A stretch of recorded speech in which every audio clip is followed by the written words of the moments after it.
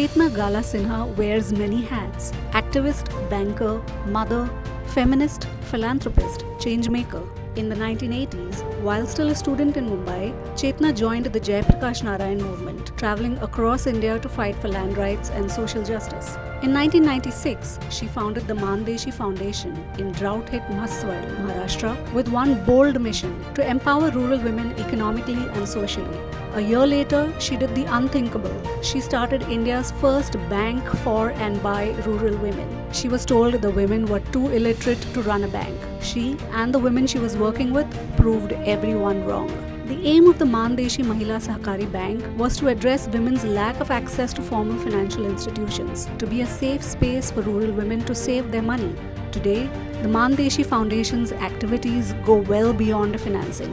They build business skills among women. They facilitate market access for women entrepreneurs. They work on water and soil conservation, access to sports training for rural young women, healthcare, and more. With partner donors, they brought solar electricity to 3 still unelectrified villages in the Sahyadri Tiger Reserve. Today, they are in Maharashtra, Gujarat, and Karnataka. They have reached more than 1 million women. Welcome to the Catalyst for Change podcast, and our guest today is Chetna Gala Sinha. Delighted to have Chetna Gala Sinha with us today, one of the women from rural India who I have been most inspired by in my work as a journalist. Also as a person and a friend, just a wonderful, wonderful person who has been so kind and generous with her time and her insights into rural India and into gender. I have learned a lot from Chetna. Just so very happy to have you here. Thank you for coming, and thank you for doing this podcast for the Free Press Journal. Thanks, Kavitha. Launching into this conversation right away, you have started the first ever bank for rural women in India. It's going to be almost 30 years now, and this is approximately 30 years since you began that struggle of wanting to set up a bank. Then you went and set up a business school for rural women. Then you've set up a business chambers for rural women, livelihoods programs, climate conservation, water conservation programs. What has been the journey like? Because all of this that you have done has always had this feminist lens. It must have been really difficult when you started in 1990s to go up to people and say that women can be leaders and women are in their own right capable people. How was that journey when you began in the 90s, and until now it's been 30 years? What are the big things that you have had to face? What are the big challenges, particularly with regard to going up to people and saying that we are women and we can do this? It's like, as you mentioned, that 3 decades of the work, right? And born and raised in Mumbai, I got into Gandhian organization and was fascinated by this whole idea that from Jayaprakash Narayan, that young people should go to the villages of India. And that was like, I was doing my undergraduation and I was very excited. And I said, I do want to do that. And so he said, of course, why don't you travel in the countryside? And that journey started of traveling in the countryside. And I ended up once in being in Maswad in Satara district. Maswad, not even a block or a taluka. And it was summer and there was no jobs, it was drought. And the employment guarantee scheme was there in Maharashtra. And because there is a drought, so give jobs to people so that they can have some income and feed themselves. So I went to those working sites. And there I saw women breaking stones. In the temperature of 47 degrees Celsius, I saw, like, with these big stones, women breaking it. And it was very difficult for me to just fathom that. And I was thinking, like, I'll be going to countryside, meeting women, talking to them, sitting under a tree and, chatting with them. It wasn't that. There was no time for them to sit under a tree and chat. It was just so. When I saw that, and when the break, when they were drinking water, I was just talking to them, and I was trying to explain them that, life can be better than this. In middle of that, they said that, you have come from this city, you just don't know our problems. They are huge, and you are studying, just go back. to your college, complete your study. You won't be able to solve our problem. That time, on that day, I just couldn't sleep. And I felt that it's not that they don't know their problem. They know. It's not that they need some teachings from me. No, it's something more which I will have to understand. And that made me to decide that I will be working these women, or I will be a part of this community. I don't know. I mean, at that time there was nothing in my mind of setting up the bank, and I had never thought of that. And so then, and coincidentally, I met my husband Vijay there because he was working with these women to get the work and demanding the right to work thing with employment guarantee scheme, and fell madly in love with him also. Decided to marry and shifted from Mumbai to Maswat.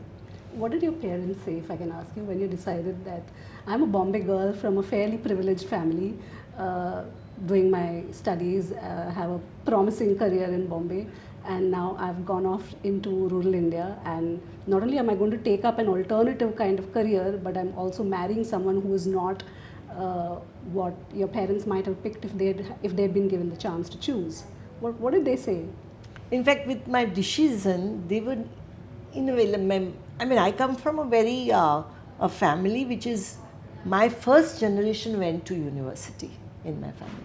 So my parents, my grandfather migrated, but the education of university had not come to my family. It was my first generation. So my father was very like, girls have to study, do your post-graduation. And so that was very liberal mindset.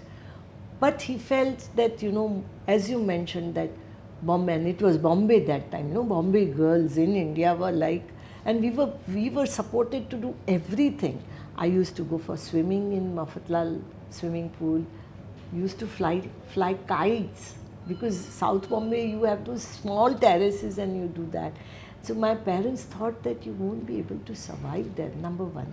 Number two, which was very much concerned, which I can understand also, was that my husband Vijay had not completed the high school. He was farmer, and so my dad felt that you won't be able to survive intellectually also like there in that family. And third thing is that no running water, no electricity, mud house. But with all that, I mean, so they were having these questions, and they felt that this will not, you won't be able to continue there, even if you're thinking. But I was like, I think I have decided. And I should say that it's not easy for a daddy to follow the decision what I had taken, right? So he said, okay, I cannot stop you, because I also believe in freedom, and you can continue, but I would just say that, doors are open, they are never closed. So that was the feeling.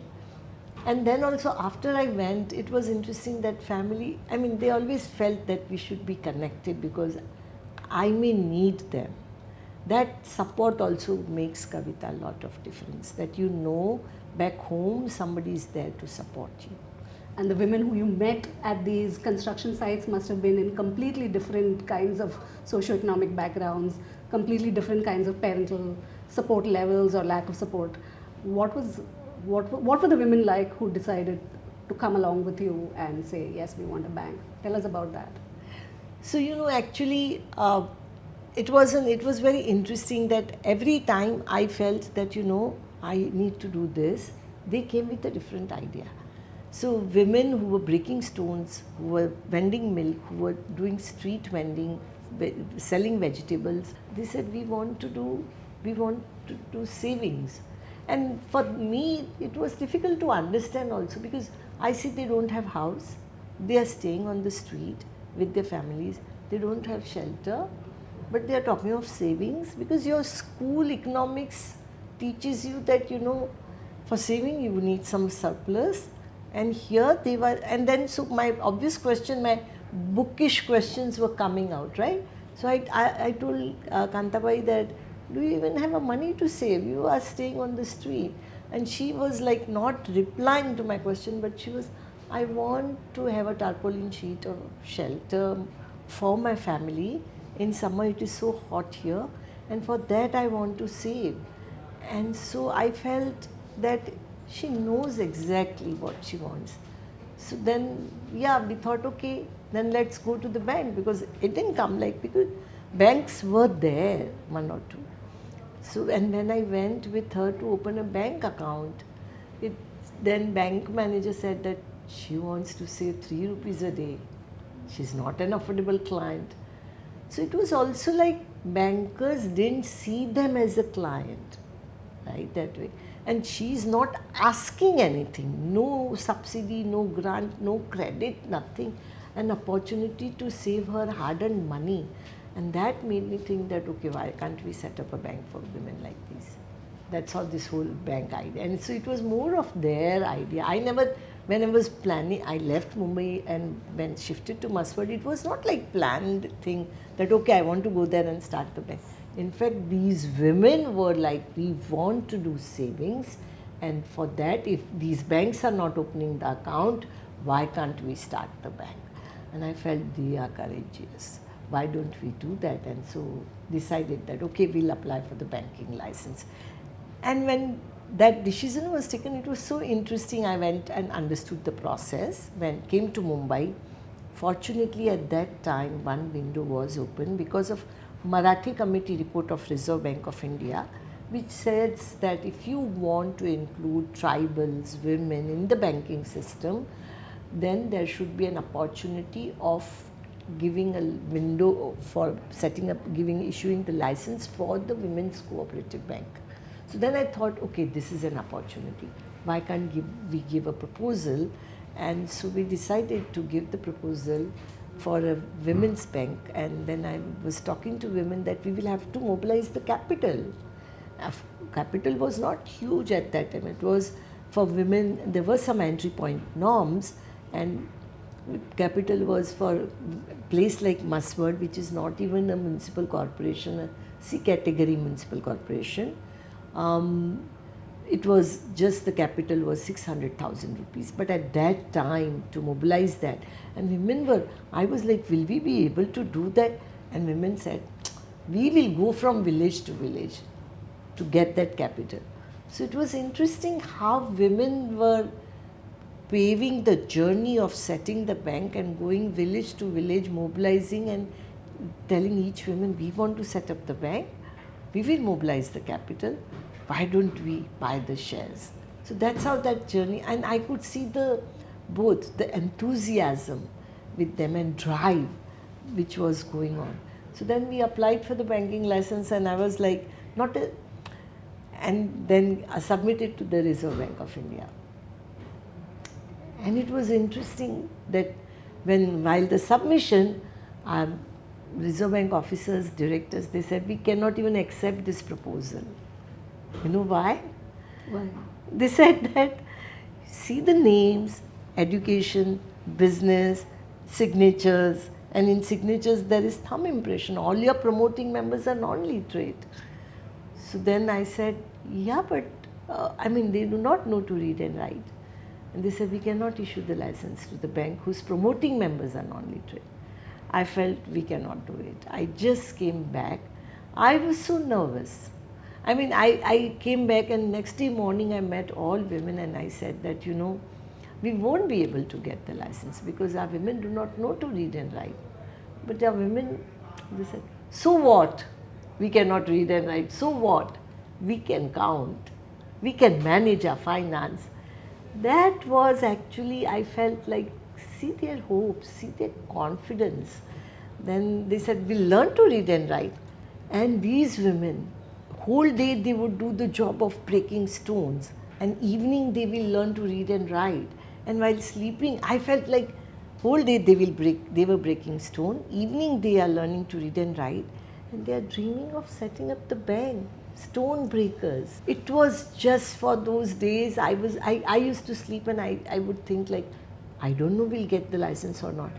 But they should, the way they are looking at it, we should get it. Then after 5 months, I felt like, we should go back, but then I will not go alone.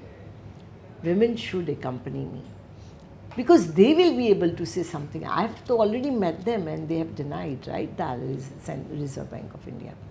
So when we went to Reserve Bank of India, 15 women, Kavitha, I will send you the picture of those women.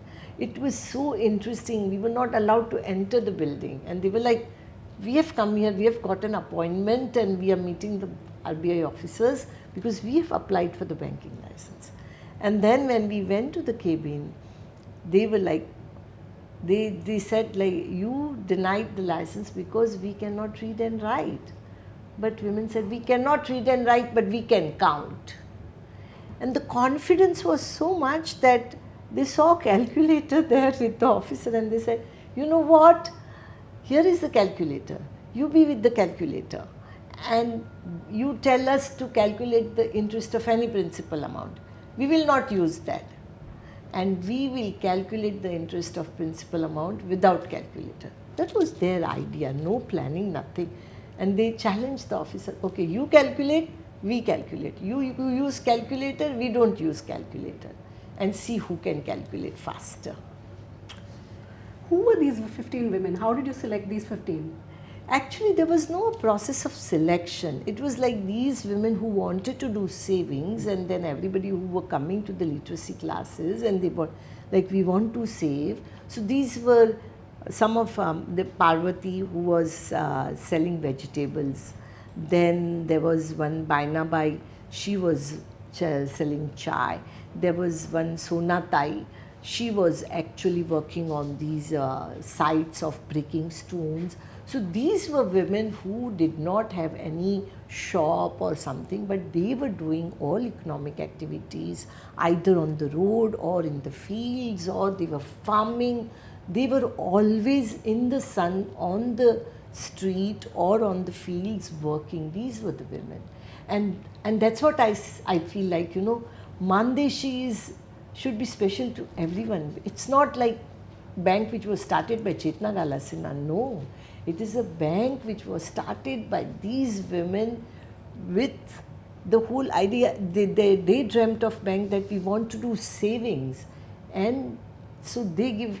Why I say that also, that because if I would have been in Mumbai and I would have said like I wanted to start a bank, all people around me were MBA finance, all those people would say like, are you crazy? What are you thinking? But these women didn't have those questions. In fact, they thought that of course we can do. So that was the confidence of these women. Tell me about the name Mann Deshi. How did that happen? So actually, Mann is a river, and it's known in that whole region where the river flows is known as Mann Desh. Mann is a river and Desh is the Desh, as we say, our native place, right? And Mann Deshi people are known, most of them are nomadic tribes, so shepherd community. And this river is dry river. This is a rain shadow area. We get a return monsoon. So majority of them are either shepherd community, or most of them migrate in construction sites in Mumbai, or do sugarcane cutting in those sugar cooperatives, or rearing sheep and goat. So that is this river is known as Mann Desh, and it's very interesting. People, those who read Marathi, they know Mann Deshi, particularly the generation of, say, those who are from 40 to 60s to 70s, because Venkatesh Madgurkar, a writer, Gadi Madgurkar, these are famous writers who are from that area, who talks about drought in these areas and how these people, and not only just about plight, but how the strength they have because of the hard conditions, that they have been able to survive by migrating also. So that's why this Mann Desh is known as a people who are very, very hard worker. It's interesting. I recently got to know that we used to have circuses, right? And in circus, you will have one person who is walking with the tiger in the cage and all. And those people who were there to do that work were from Mann Desh. So it's very how that that drought and that situation made them to take very hard working job and very risk taking job. So, firebrand young woman from Mumbai, Bombay in those days, went to drought-prone Maswad, met a large number of firebrand women, set up a bank, which you are saying you probably would not have been able to do in Mumbai. But these women felt that they could do it, and you went ahead and all of you together, you did it. And then you saw that climatic conditions continued to be very challenging, and there was drought and the river was dry. And is that how your journey in philanthropy began? Because you'd set out to do some work with the women's small savings, small credit, and so you set up a bank. How did Mann Deshi Bank then also begin to be involved in so many other climate related works? I know that you have done extensive work on water conservation in Maswad, which even to date are having fruit for the local people. And I know that in the drought in 2016-17, you'd set up this fantastic, huge model cattle fodder camp where thousands of families were able to get food and water for their livestock animals. Not just that, but you were also making sure that they had other kinds of socioeconomic support there. They were able to run some kind of livelihood from the fodder camp itself. They had some kind of spiritual events in the evenings. They had charging points for their cell phones, which nobody would have thought of. You were making sure that the fodder that was being given was not just waste material from the fields, but there was actually nutritious fodder, and that in fact the families were reporting that their milk they were getting very good quality and higher quantity of milk at the fodder camp than they were at home. So all of this is work that's related to climate and people, which is not exactly banking at all. So how did that change happen? That you're not really a banker anymore, but you're actually increasingly looking at philanthropy, at doing work that is improving the lives of people in a more holistic way. Yeah, so it's interesting, Kavitha. I always feel that, people are ahead of us in thinking. And that I realized much later. It happened first time in 2002 when it was a very bad drought, when nobody was talking about climate. But people there were talking about rising temperature. And we started the very first, when it was a drought and it didn't rain, we started a very small cattle camp. And at that time, farmers used to say, I remember that there was one lady, Mandata, she said that, we are having a cattle camp, but there is the temperature is so high that we need a shelter for the animals. Now, they were talking about rising temperature, but at that time in 2002, nobody was talking about, climate, rising temperature. But in 2012, when the bank was already there, Kirabai came to the bank and she said that she was mortgaging gold. And for me, I would always enter the bank and would look at women, what are they doing? And she was standing there and she was mortgaging gold. And I said, oh, hi, how are you? And because I knew her. And she said, yeah. And then they have a very nice way of saying also, telling you something. Said, yeah, I'm fine, I'm mortgaging the gold, but I do realize that you just don't understand the problems of us. And I was like, what? And she said that, you are mortgaging the gold for some needs and maybe for sending your grandson or son to daughter for education. And she said, no, I don't even can think about it now because there is no fodder and water available. And at my backyard, there are so many animals, they are hungry, they don't have anything to eat. And don't you realize when you come from your house to the bank that there is nothing available in the field and I am mortgaging gold to buy fodder. And then you realize, okay, you are walking every day. You are not seeing what is around you, right? In that way, but which Kirabai is reminding me. And then she said, I can mortgage gold and buy fodder, but even if I mortgage gold and have money, I cannot buy water. There's no water available. Yeah, no water. And then she questions me that in search of water, if we leave this area, with whom are you going to do banking? And so what was she's telling me is that money cannot bring water, right? That was the whole thing. So then I felt like, and I told my husband Vijay that Kirabai was telling this and I just don't know. And he said that, we need to do something. And I said, Ben cannot do it. And he said, but we have to do. She is telling, right, that in search of water, if we leave this area, we sell our animals, we will be ending up into the slums of Mumbai. What type of life are going to have it if we don't address this solution?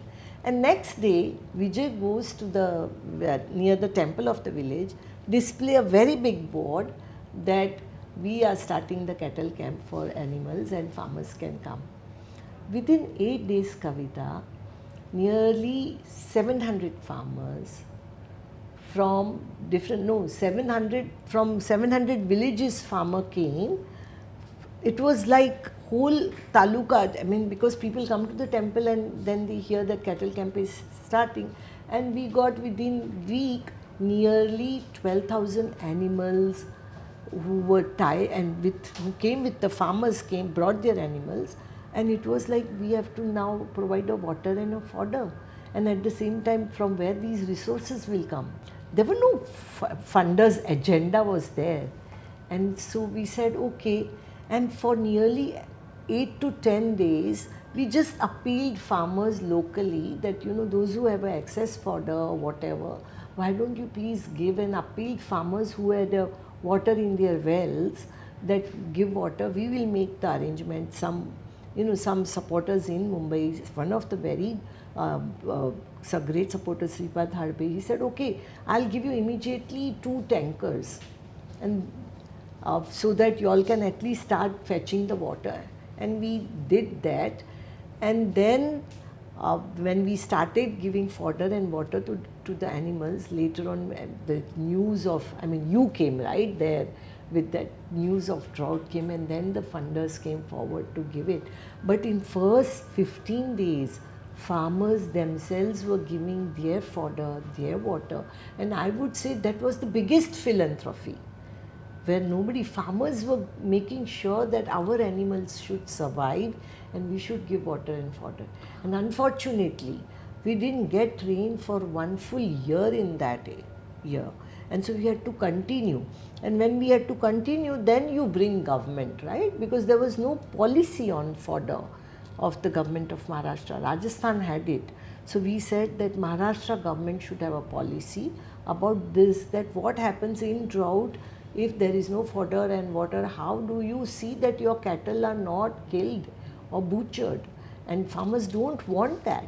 So then policy was designed, but because it didn't rain for full year, lot of farmers said that we have to create a water bodies. We have to create a small check dams. And that's how actually then we started, and then funders like HSBC and all came forward to support us to construct the water dams. And fortunately, after in 2013-14, it rained. And when we were talking like yesterday, I said like it has rained so heavily, and then these all water bodies are full. Yeah. And there is one, when these water bodies overflow, there is one stability which you see in the community, which I feel it is very important for the philanthropists to know what is that stability with the community. That is that my son, my husband will not migrate now, will not. Family will stay here. There is enough food grains for them. There is enough fodder for animals to have it. And it was very, when I'm telling all this about, it's all about climate, right? It's all about climate change. It's all about, so I do feel that when philanthropists think about climate change and climate issues, the vision which farmers have is very different.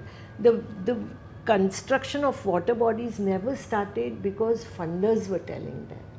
It started because farmers were saying. And now we set up the soil and water testing center for farmers. It actually, it was very interesting that one of our soil sakhi, she said that now we have a water And one of our Parvati, who is a vegetable vendor, she said, but our soil has lost the moist. And when I touch the soil, I feel it's very dry. We need to do something because the yield is decreasing. So they actually carved the path that now, okay, we have worked on water, now we work on soil. Now we work on a water quality. So then we set up the water and soil testing center. And we saw that farmers were ready to pay for the soil testing. So I would actually appeal to philanthropists that everybody wants to work for climate change, right? But you cannot talk about climate financing, climate change in abstract. You have to, who are the closest to the soil and water are the farmers, and they are going to be the champions to address the climate issues. But if we do not work on their plight or on their livelihood or see that how their yield is going to increase, they are not going. I mean, it was so interesting that when we set up the soil and water testing center, farmers started thinking of growing pomegranates, mangoes, kesar mangoes. They shifted from sugarcane to mangoes or pomegranate, right? Which means less use of water. You didn't have to preach that groundwater is so important, don't use it so much, sugarcane will consume, and they knew that. It's a matter of providing all that ecosystem for them to, because I need a proper crop cycle. We had an International Year of Millet, we celebrated. But we forget when we do these celebrations that millet farmers are the most vulnerable farmers in this country. Why? Actually, millet gives fodder because we have never built a supply chain around millets. So if we want to address climate change, I think philanthropists, funders need to think on those lines. If the farmers get those market for millets or supply chains been the way sugarcane is, that sugar cooperatives are, sugarcane is been taken. If we have a millets in midday meals, right, then the people, bajra, and which is so nutritious for children, so then it will be part of PDS, public distribution system. There will be buyers on the field, farmers will grow it. So I do think that they have a vision. It's a matter of philanthropists to listen to them and design the program accordingly. It's an amazing thing that you're saying about millet specifically, because you just mentioned Soil Sakhi. That's one of your very interesting livelihood come climate programs that women are leading.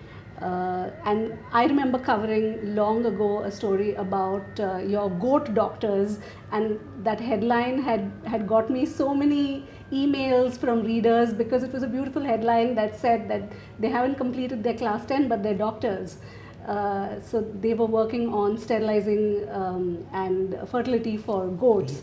Tell us about some of these other programs that Mann Deshi Foundation has done, because at your latest Mahotsav, you introduced us to two important facts. One, that the total number of women entrepreneurs whom Mann Deshi has reached is now 1 million. Yes. And you also introduced us to Lakhpati farmers, women Lakhpati farmers, who are not just subsistence farmers anymore, but who have used the support that is available to really find the right market, find the right soil, find the right crop, using all the other assistance available in order to do well and become millionaires.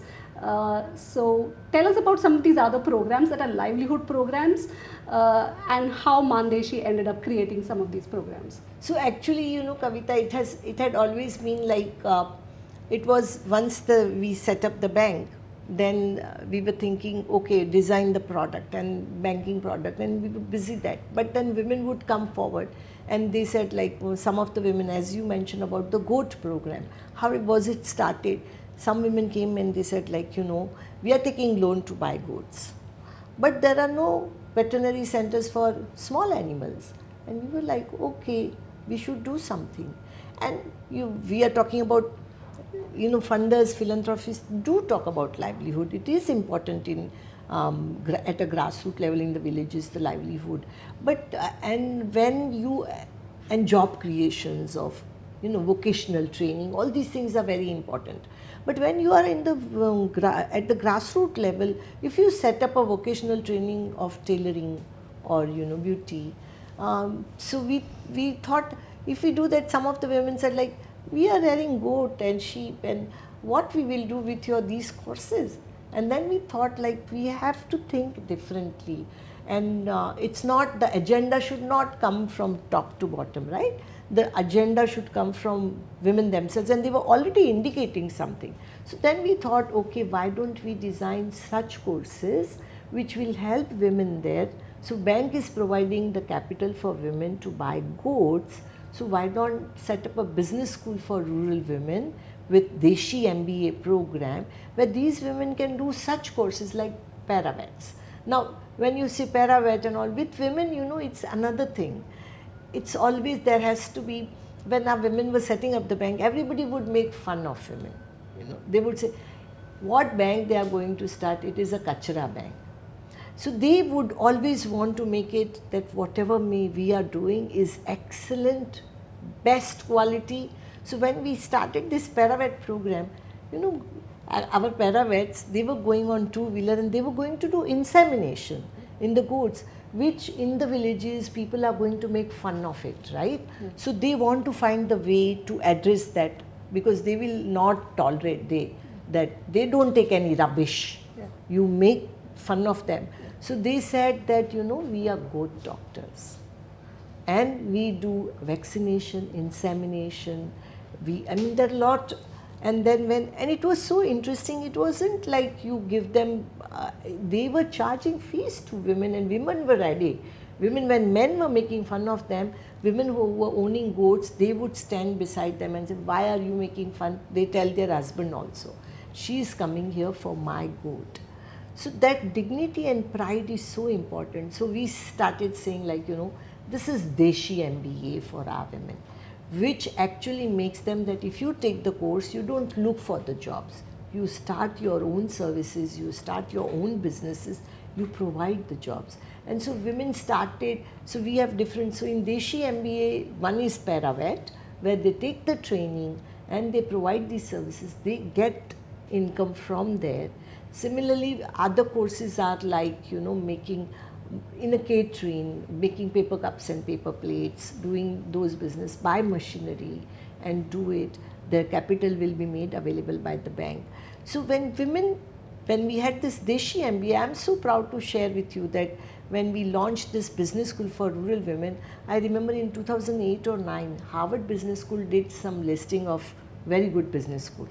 Of course, there is ranking and rating and those are, but in that they did Mann Deshi Udyogini as a business school for rural women, who has a very different curriculum where women who have never been to the school goes there and they start business.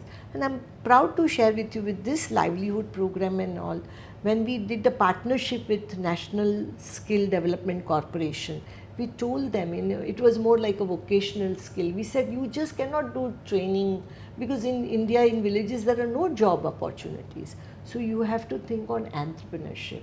And we were the first to tell NSDC to set up some, and that work with us and partner with us for setting up the entrepreneurial center for women. Now everybody is talking, but I am saying this was in 2007-8 when NSDC was set up. And as you mentioned, I'm so proud that women came forward, set up the businesses, and when they set up the business, everything starts from no. Family tells them, you won't be able to set up the business. If you make a losses, in-laws will say, door is here, you will have to leave the house. When they buy machinery, the machine vendor says, bring your husband, you won't be able to handle the machine. And Kalpana Madi, when she went to buy a machine for cold press oil, vendor said that, you bring your husband. She said, I am going to run the business. He said, no, you will not be able to understand. Finally, they have to convince that I will run the machinery. They will buy the machine. Banks will say, no collateral. We will not give you individual loans. No. Marketing, there is no, they don't have any network. So there are no. And everywhere they will find the solutions and go ahead. And I'm so proud to share with you that now these women who have set up the business, They have gone with not only NSDC, now ONDC, Open Network Digital Commerce. They have gone on these e-commerce platform and they are doing business, getting orders, and they are clicking the pictures themselves, making their own YouTube video, how I make it, and you will get what are the ingredients in these. So they make, I mean, it's so interesting. You know how our women say, they say, this is my business, I am owner of the company and I am CEO of the company. And our women who are like street vendors, Mandatai, she said sells fruits. But in Delhi when she was speaking, she said, I am selling fruits, having umbrella as my brand. I do Mann Deshi, I give brand to Mann Deshi. I am CEO of my business. So that whole dignity and pride which comes with women, it actually not only their income is increased.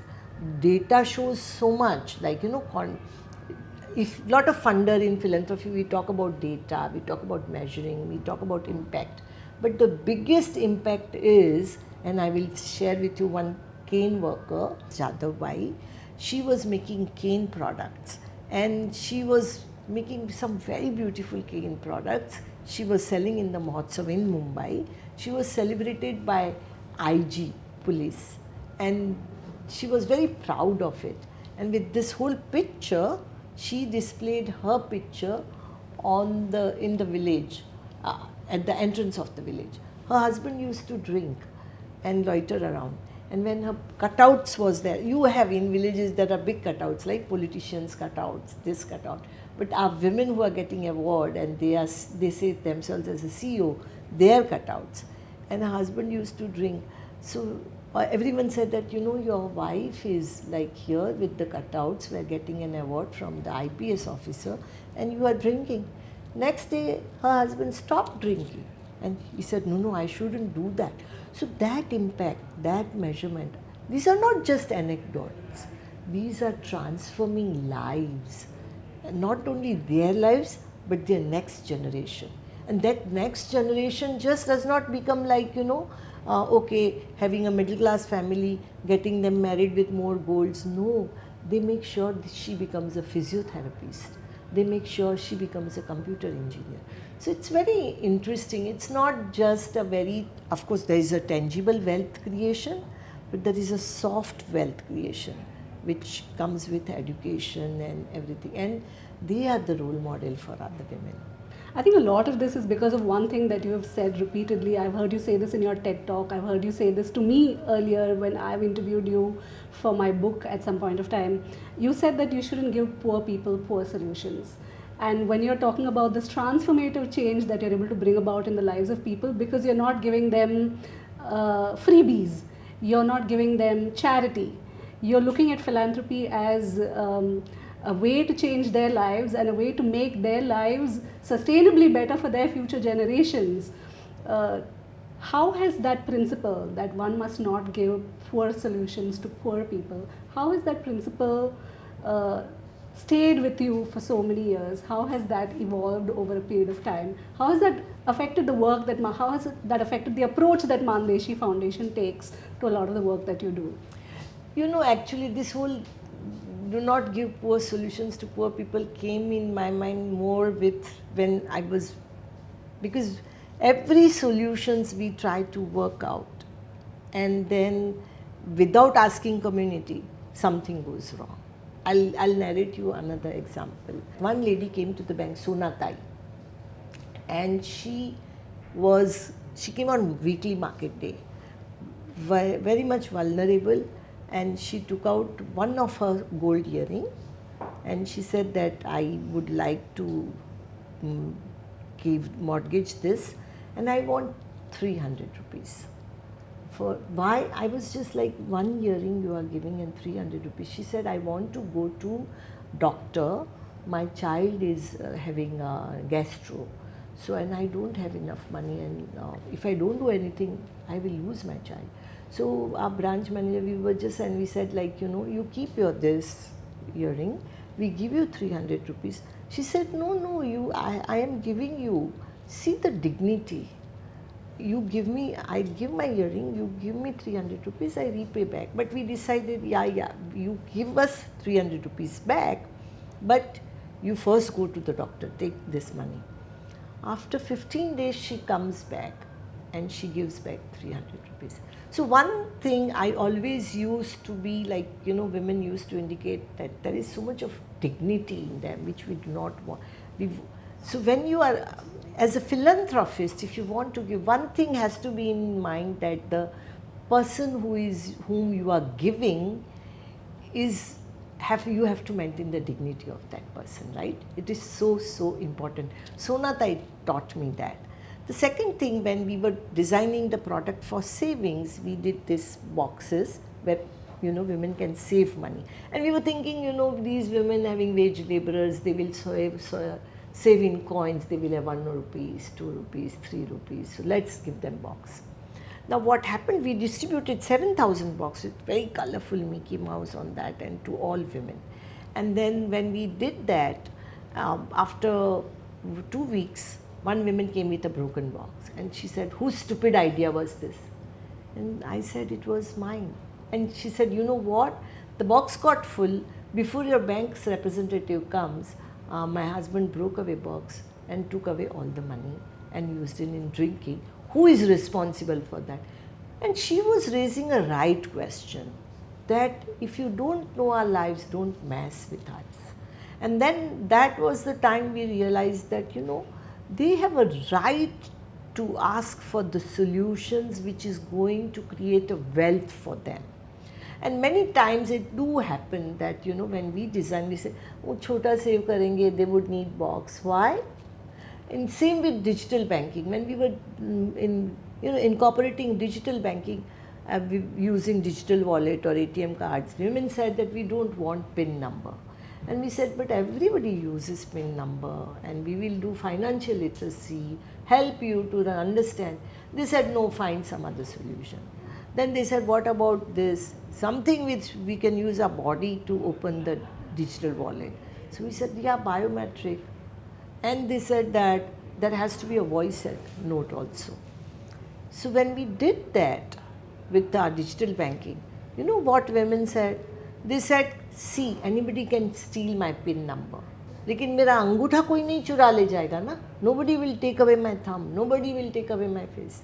The way they reacted, it was very clear that they are asking not for just access but control on finance. They want to take their decision. So that was the time when I realized that we fail to understand that people, those who are poor, they are smart. People, women who have never been to the school, does not mean that they don't know. You don't have to teach them. You just have to listen and provide an opportunity to them so that they can have control.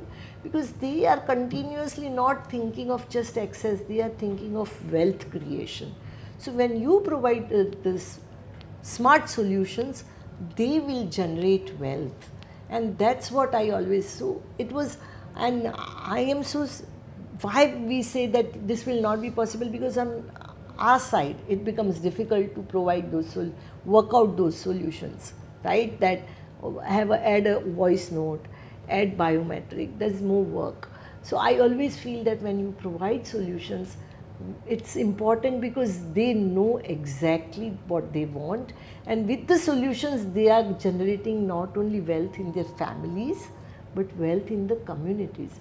And which I saw, like with the soil testing center, that now farmers are setting up the weather stations. So it's very interesting that no schools, no high school, no universities, but I can measure the temperature, I can understand the moisture of my soil. They are smart. So yeah, that was a very big learning, and that came from the people, from women, from communities. Chetna, everything that you say points me, and everything that I have seen you do in so many years has always pointed me to one very interesting aspect about your personality, that you're very sensitive as a person, that you're listening carefully. When someone tells you something, you're listening deeply, and things affect you deeply. That is how you ended up actually leaving your city and going away to a different place to live, and live a difficult life in order to make a difference in someone else, in a community of people. You mentioned recently that you were on a live radio show and you broke down when someone asked you, when the interviewer asked you about children in the cities of India who are begging at the traffic signals. What does it take to be a person who is so soft-hearted and who can feel so deeply affected by things around in your environment, and at the same time be someone who's able to take difficult decisions, hard decisions, say these are the things that work, these are the things that don't work. I want to be a philanthropist, I want to do good, but I'm not always just following my heart. I want to see what is practical. I want to see what is sustainable. What is a solution that really works? I will listen to people carefully. I will feel deeply hurt when I hear their stories, but I will also take a decision that has a little bit of my mind and a little bit of my intellect in play, not just my bleeding heart. How have you molded yourself to be that kind of person who's a little bit of this, but also a little bit of this? So it's very interesting, Kavitha, actually, like you rightly said, that when I was going for the interview, I never thought the interview was like very spontaneous. And in like these days, he asked me, like, when you're going in a car and you see children begging, and I just, this country makes you proud for that. And it's not a question, and you feel like, oh, my country and my people, and you break out, right? I mean, I just broke down. But at the same time, when you work with these people, these communities, with children, it's very, on one side you have this heart, and one side the way they come with the solution. So again, I'm just like, when you ask me this question, in my mind, this girl came, Parvati, who came to Mann Deshi, and she said that I want to work for 2 months and in vacation. She was just 7th standard. And by 2 months in vacation, she said, no, I have a vacation, I'm 7th standard, I'll work for you with you. Give me any work, give me anything, sweeping, writing letter, anything, but I'll do. And of course, why would you give this young girl to do sweeping? But we said, yeah, you can just write letters to the client. And then after 2 months, she said, don't give me anything, give me bicycles. Bicycle. Why? So that there is no transportation facility from my village to go to school. So I get a bicycle, I'll be able to go to high school. Now this young girl knows the solution. How do you do that?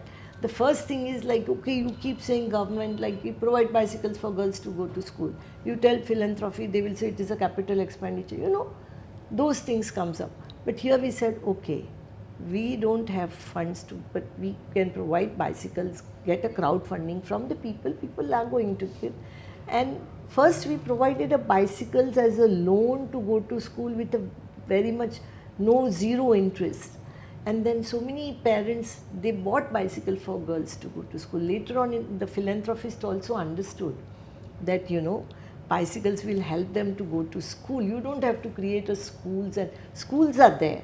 You want children to go to school, you provide bicycle. And so when this was working out very well, the interesting part is that other thing comes with community only. And how it comes is, these girls who got the bicycles, they became a great athlete. And that's how the new program starts, right? That okay, so one is that, philanthropic always think that you have to be sector specific, right? I always tell that let the sector should be decided by the community. Wow. You don't decide their sector, Yeah. no? When I say that, okay, bicycles for girls to go to school, sector is education. But she became a good athlete, which shows that there is so much of talent in this community. If you don't enter in sports, you are losing the talent which is going to make you proud as a nation, I mean, as your citizen. And so if we would have worked in education, that would have not been a right decision. But after that whole experience, we thought like, okay, and actually my son Prabhat Sinha, he said that, we should work in education.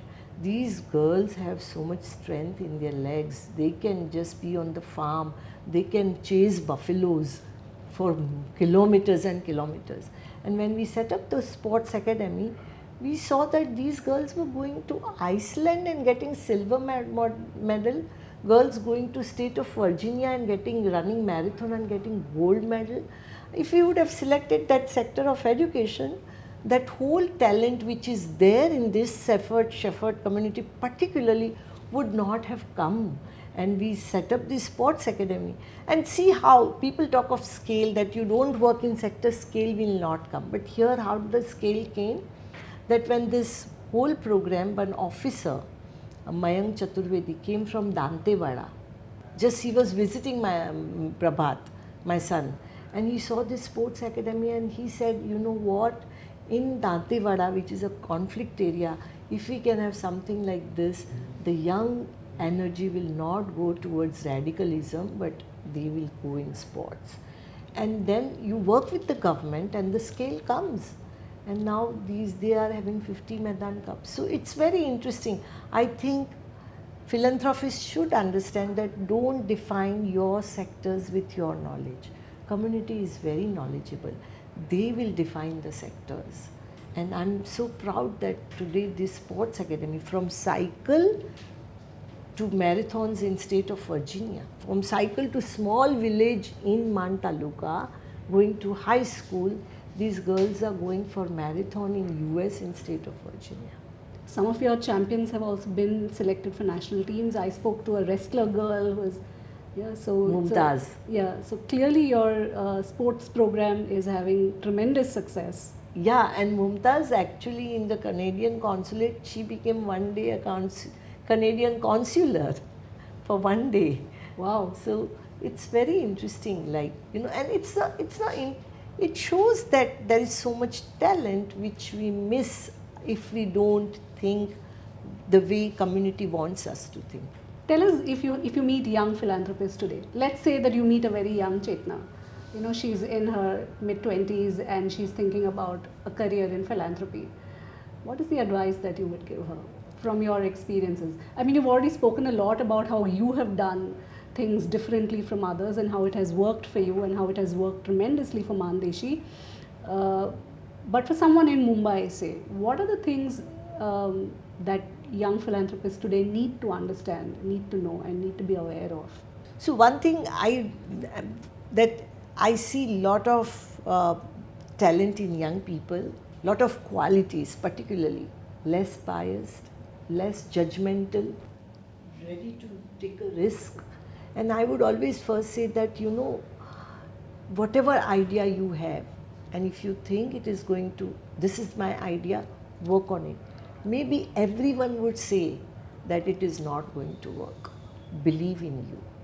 And it may be very difficult in first 2-3 years. It's not that easy.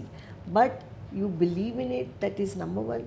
Second is that listen to people or your community, wherever you are working, listen those voices. Those voices are very important.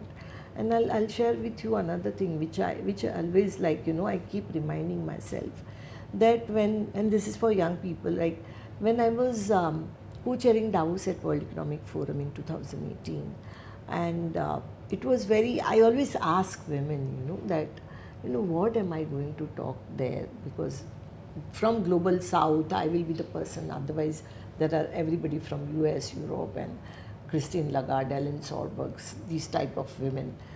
And I asked our women that what should I talk to them? They talk about billions and trillions of capital.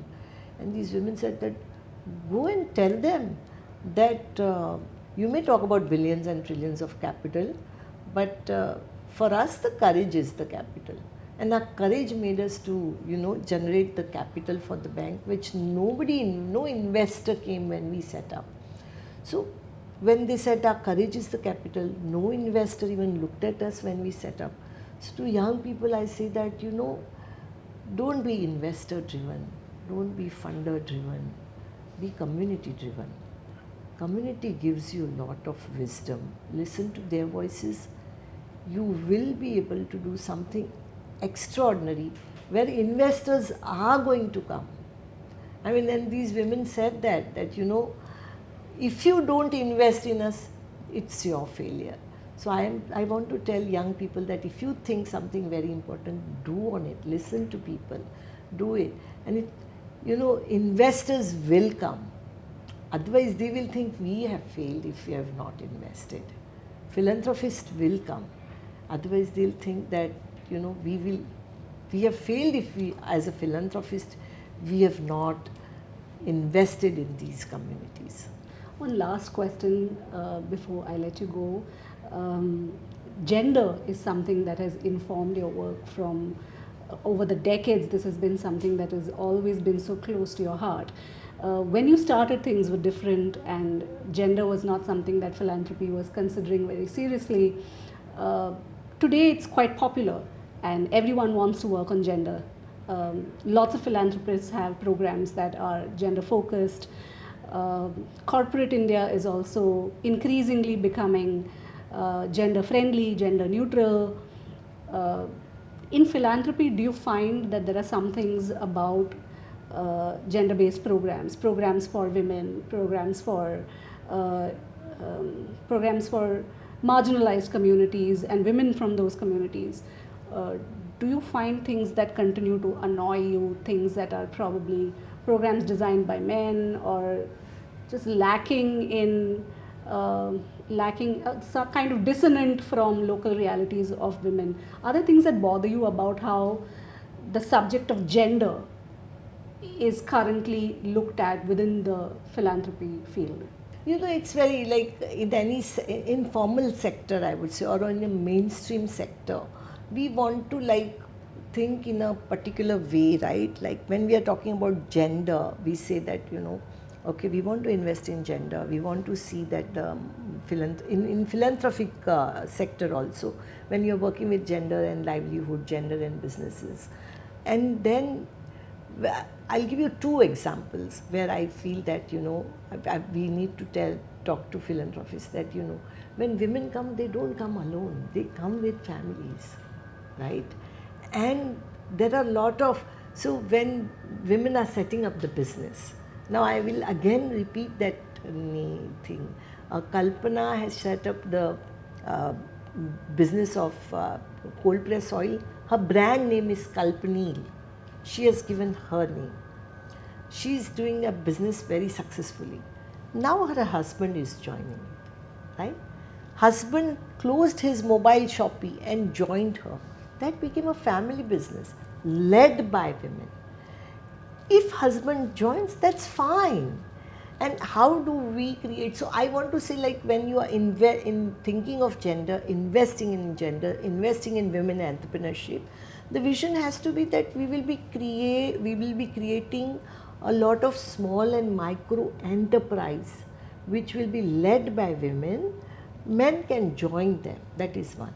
The another is when we work with women in farms, women farmers.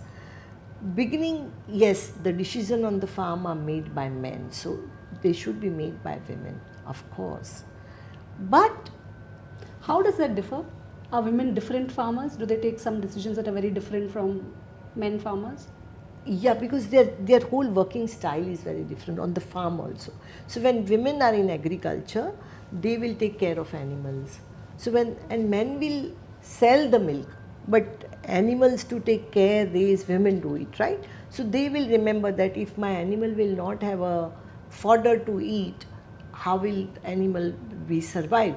So on the farm, she will say we would grow fodder, whereas men will say no, we will grow cotton because then I'll get a price. So there is always conflict, is always there, and then you have to support in those areas, invest in those areas where women are working in there.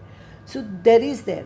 But when actually women farmers, you work with them, and when they take the decision and the additional income comes, the cash flows, right? Because by selling milk, the additional regular cash flow comes in. Then their children goes to school, they can pay their fees, they don't wait for the crop to come. And then gradually men joins them. Because today what is happening is that men farmers are left out.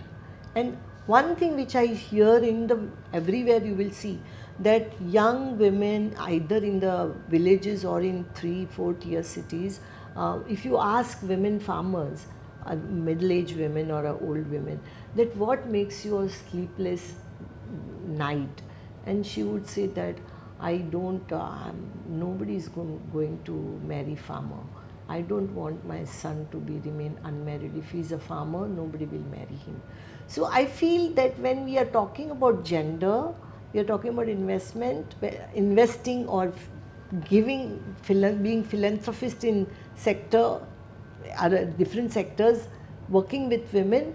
Listen to women voices also, because it's very interesting that they come with families, they want to transform lives, they want to drive communities, and you don't want men to be, particularly in agriculture sector, you don't want men to be left out. It will be a very, so in that way I would say that you have to understand that. And another thing I would also say to the philanthropist, that when, or the funders who are designing the agenda for women, they have to see women as a business owner, brand owner, not just livelihood and all, but the second step of it, ownership of property. Funders don't like to give funding for that, ownership of property, which is so important. So those are the issues I think funders should address. Can you close with the story about Kerabai that you told me a little earlier about her name and what she said? Okay, so it's very interesting when I talk about brand. I was just actually invited by some organization to give awards to the brand owners of women, and they said you give a keynote address, and I said okay, ownership of brand. And so I was telling all these young women who are owning brand, different brand, fancy brand also, like makeup and all, that how it is very important that when women own something, their entitlement, their names. In our country like us, where women are given, women do not have actually name. She's a wife of somebody, she's a mother of somebody, and even if she gets name in a very different way. And so many times so when once Kerabai came, and I was like, oh Kerabai, what your name means, what is Kerabai? And she said, she laughed and she said to me that Kera means kachra. So I was unwanted daughter. You have Nakusa, unwanted daughter, Naku Asleli. And Ker means kachra, fifth daughter. Married to a very old man, second time, because family did not want it. And so Kerabai actually sings very well. She is a radio jockey. She performed on our radio. And so I told once Kerabai that now, everybody, she tells herself like, I am radio jockey Kerabai. So I told Kerabai that, Kerabai, maybe we want, why do we have name Kerabai? We can change your name because you are RJ, radio jockey. And she said, no, let it be Kera. This is my name, and let people know that an unwanted daughter who was born to the family, who was married to an old man as a second wife, has become a famous radio jockey, and I'm proud of that. So it's very like these women, when they are given entitlement, the pride they give. So she said, I am radio jockey RJ Kerabai, and these ownership of name, which she's like leading the movement of women, where even the names are not given to our women. She's not only owned, her name is also stating something that we don't want women, whereas she is creating her journey as a very proud radio jockey. She becomes a role model for me, and these women, they own property, they own brands, they become radio jockeys, which before they didn't have a names also. Thank you so much, Chetna. I think we can keep talking. I'm always happy to talk to you for hours on end, but I'm not sure whether we can do a 5-10 hour podcast. If we could, I think I'd be very, very happy to keep chatting with you for 10 hours. Thank you so much. And through you, I get to hear about these more and more inspiring women and their stories. May you grow from strength to strength, and may Mann Deshi continue to grow. And may your energy never deplete by even a little bit. Thank you so much for having us here today. Thank you, Kavitha.